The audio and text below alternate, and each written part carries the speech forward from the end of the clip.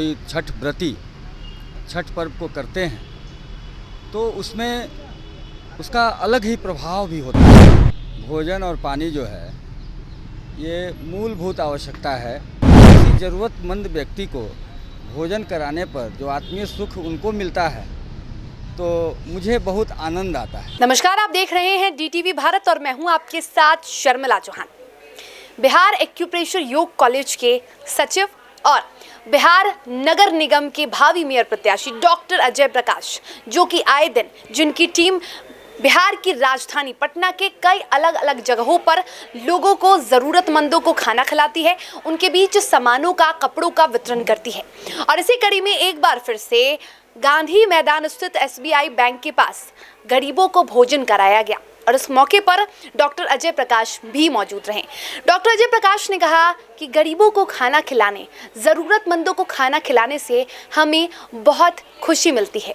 साथ ही उन्होंने ये जानकारी भी दी कि उनकी टीम बिहार के कई इलाकों में, चाहे वो कंकरबाग हो, चाहे वो गांधी मैदान हो या फिर कई और इलाके हों, वहाँ पर उनकी टीम तैनात है और आए दिन गरीबों को, ज़रूरतमंदों को, भूखों को भोजन कराया जा रहा है। और जितनी भी ज़रूरत की चीज़ें होती हैं, जितनी भी सामग्रियां होती हैं, उनका भी वितरण समय समय पर किया जाता है ताकि किसी भी तरह की कोई परेशानी गरीबों को ना हो सके।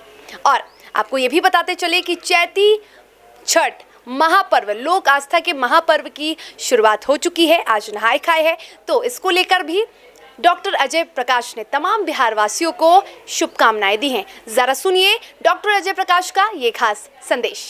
लगातार आप लोगों की सेवा कर रहे हैं, खाना बांटने का काम कर रहे हैं, कितनी खुशी मिलती है आपको? देखिए, भोजन और पानी जो है ये मूलभूत आवश्यकता है, मानव शरीर के लिए हो या किसी भी जीव जंतु के लिए भी हो। जब भूख लगती है तो उस समय भोजन की नितांत आवश्यकता शरीर को फील होता है। तो वैसे समय में जब किसी भूखे व्यक्ति को भोजन की प्राप्ति होती है तो उस व्यक्ति को बहुत ही आत्मीय सुख मिलता है। और किसी ज़रूरतमंद व्यक्ति को भोजन कराने पर जो आत्मीय सुख उनको मिलता है तो मुझे बहुत आनंद आता है। और यूँ कहिए कि भूखे को भोजन कराना और प्यासे को पानी पिलाना ये बहुत ही आनंदमयी क्रिया है और उस क्रिया को मैं बार बार करता आता रहा हूँ बहुत पहले से भी, और यह लगातार चलता भी रहेगा। और हर क्षण जिनको आवश्यकता है भोजन और पानी की, चाहे वो मानव शरीर हो, मानव हो या जीव जंतु या कोई भी जानवर भी हो, उन सभी के लिए मैं हमेशा ये प्रयास करता रहता हूँ। मुझे बहुत ही आनंद आता है।